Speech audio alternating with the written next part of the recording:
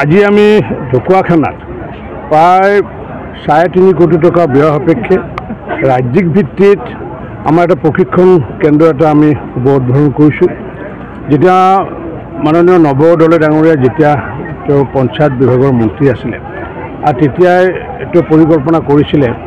যে ৰাজ্যিক ভিত্তিত প্ৰশিক্ষণ কেন্দ্ৰসমূহ অকল গুৱাহাটী ভিত্তিত নকৰি আমাৰ অসমৰ উত্তৰ প্ৰান্তত যাতে ধেমাজি লখিমপুৰকে আদি কৰি বিশ্বনাথকে আদি কৰি বা আমাৰ এই অঞ্চলকে আদি কৰি সেইসকল মানুহে যাতে গুৱাহাটীত অহাৰ পৰিৱৰ্তে যাতে আমি ঢকুৱাখানাত যাতে প্ৰশিক্ষণ কৰিব পাৰোঁ তাৰ কাৰণে তেওঁ পৰিকল্পনা কৰিছিলে আৰু সেই পৰিকল্পনাক আজি বাস্তৱত ৰূপায়ণ কৰি আমি ৩.৫ কোটি টকা ব্যয় সাপেক্ষে এই ৰাজ্যিক ভিত্তিত প্ৰশিক্ষণ কেন্দ্ৰ আমি আজি উদ্বোধন কৰিছোঁ। ইয়াতে পঞ্চায়ত লেভেলৰ যিমানবোৰ প্ৰশিক্ষণ সেই প্ৰশিক্ষণবোৰ ৰাজ্যিক ভিত্তিত প্ৰশিক্ষণবোৰ আমাৰ ইয়াতে হ'বগৈ আৰু এনেকুৱাকৈ প্ৰশিক্ষণ কেন্দ্ৰ প্ৰতিটো জিলাত যিহেতু জিলা ভিত্তিত আছে ৰাজ্যিক ভিত্তিত আমাৰ এতিয়া এইটো তৃতীয় হ'ল। এটা আমাৰ খানাপাৰাত আছে,